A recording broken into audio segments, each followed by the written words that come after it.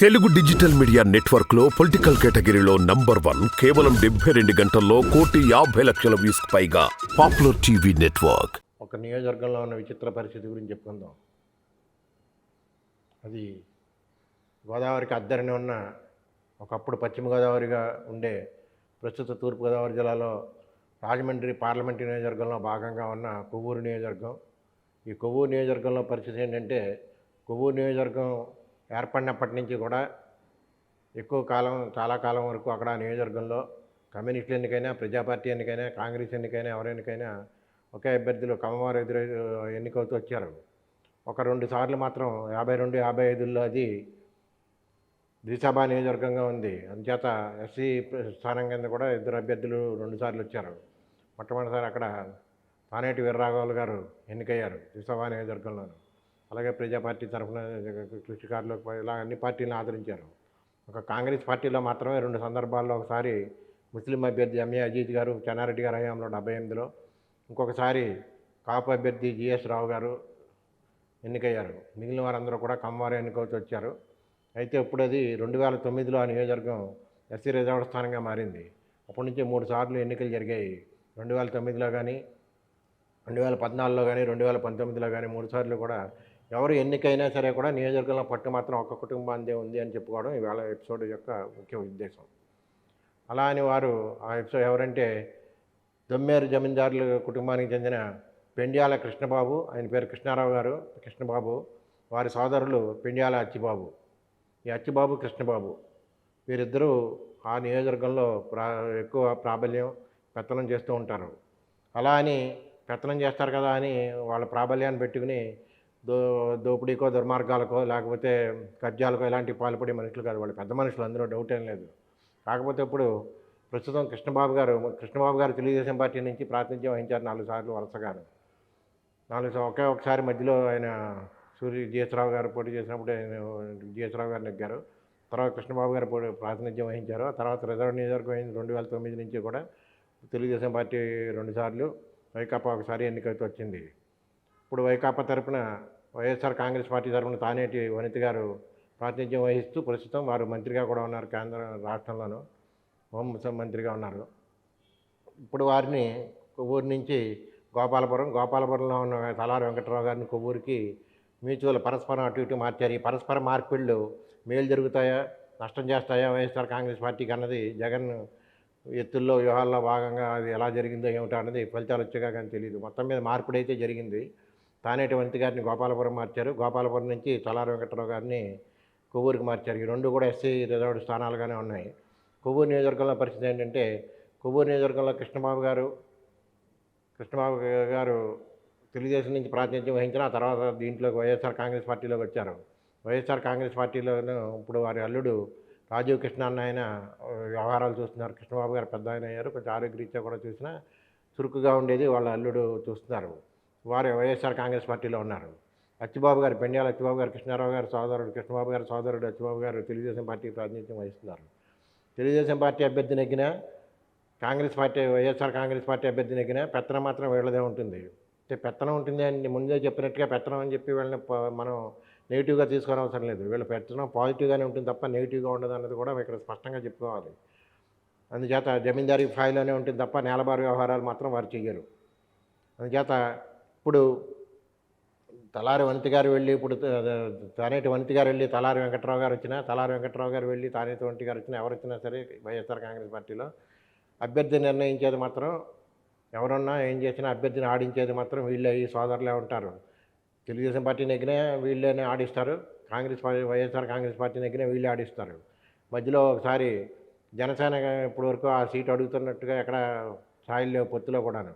అందుచేత ఈ సోదరులు ఇద్దరు తెలుగుదేశం పార్టీ అభ్యర్థి నెగ్గినా వాళ్ళ పెత్తనంలోనే, వాళ్ళ దొమ్మేరు జమీందారుల అధీనంలోనే ఉంటుంది.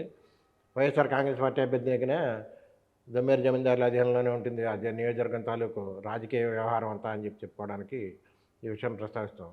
ఎందుకు ఇది కొవ్వూరుని తీసుకొచ్చారు అంటే, మొదట్లోనే ఇక్కడ ఈ ఎస్సీ జనాభా ఎక్కువగా ఉండడం చూసిన తర్వాత మొదట్లోనే ద్విసభ నియోజకవర్గం చేశారు. ద్విసభ నియోజకవర్గం కాన్సెప్ట్ తీసేసిన తర్వాత జనరల్ స్థానం అయింది.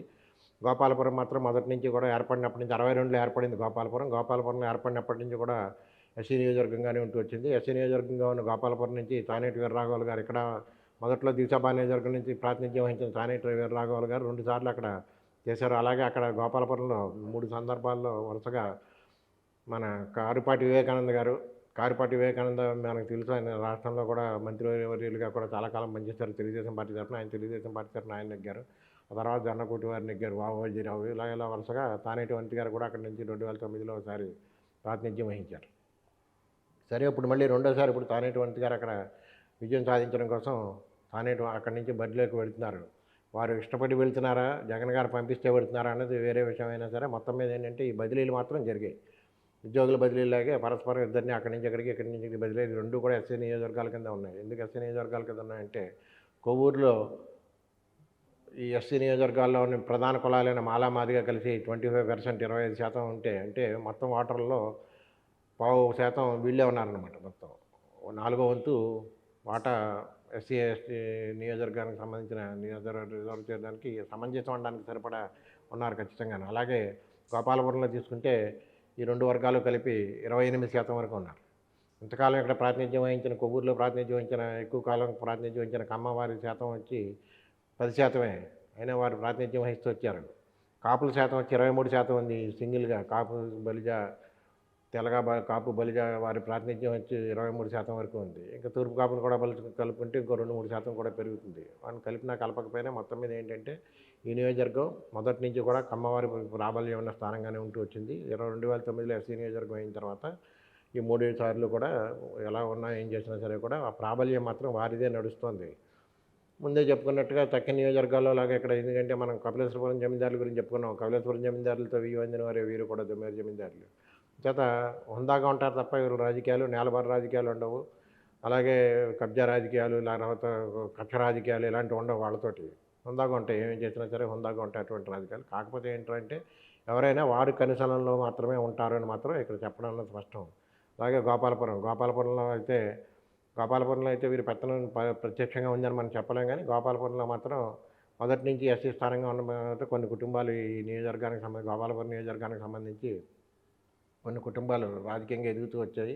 ఎదిగిన కుటుంబాల్లోనే తానేటి వంతి గారి కుటుంబం కూడా రాజకీయ ప్రాబల్యం ముందు నుంచి రాజకీయాలతో ప్రత్యక్ష సంబంధం ఉన్న కుటుంబంగా ఉంటూ వచ్చింది. కాబట్టి వీళ్ళని చూసుకుంటే మొత్తం మీద కొవ్వూరులో ప్రత్యర్థి ఎవరు ఉంటారు తెలుగుదేశం పార్టీ తరఫున అనేది అచ్చుబాబు గారు ఎవరు నిర్ణయిస్తే వాళ్ళు ఉంటారు అనేది తప్ప ఇప్పటివరకు ప్రత్యర్థి ఎవరు అనేది అంటే ఇప్పుడు వైఎస్ఆర్ కాంగ్రెస్ పార్టీకి ప్రత్యర్థి అంటే అధికారపక్షంగా ఉన్న ప్రస్తుత అధికార పక్షంలో చేతిలో ఉన్న దానికి ప్రత్యర్థి ఎవరు ఉంటారు అంటే తెలుగుదేశం పార్టీ తరఫున ఎంతవరకు తేలలేదు. 3-4 పేర్లు నడుస్తున్నాయి. ఎవరైనా వీళ్ళే టిక్కి పెట్టాలంటున్నారు. పీతల సుజాత గారి పేరు కూడా వినపడుతుంది. పీతల సుజాత గారు కూడా ఇంతకుముందు పశ్చిమ గోదావరి జిల్లాలో ఆచంటాది ప్రాతినిధ్యం వహించి వారు కూడా మంత్రివర్గంలో కొంతకాలం పనిచేసిన వ్యక్తి ఆవిడ కూడాను. ఇంచేత ఎవరు ఉంటారు అన్నది ఇంకా స్పష్టంగా తెలియదు. ఇంతకుముందు కూడా మళ్ళీ మంత్రి చేసిన జవహర్ గారు ఉన్నారు, శామ్యూల్ జవహర్ గారికి మళ్ళీ ఇస్తారా లేదా అన్నది కూడా ప్రశ్నార్థకంగా ఉంది. జవహర్ గారికి అయితే వారితో అంత సన్నిహిత సంబంధాలు లేవు కాబట్టి అచ్చుబాబు గారితో చేత జవహర్ గారికి అనుమానమే అని చెప్తున్నారు. మొత్తం మీద వీళ్ళు అచ్చుబాబు గారు టికెట్ పెట్టిన వాళ్ళకే తెలుగుదేశం టికెట్ వస్తుంది. కృష్ణబాబు గారు ఒప్పుకున్న వాళ్ళకే వైఎస్ఆర్ కాంగ్రెస్ పార్టీ టికెట్ వస్తుంది. వైఎస్ఆర్ కాంగ్రెస్ పార్టీ టికెట్ ఇచ్చేసారనేది తలారి వెంకట్రావు గారిని ఇక్కడికి బదిలీ చేశారని చెప్పుకున్నాం. కాబట్టి మొత్తం మీద ఎవరైనా సరే దొమ్మేరు జమీందారుల చేతిలో కొవ్వూరు నియోజకవర్గం ఉంటుంది అన్నది స్పష్టం.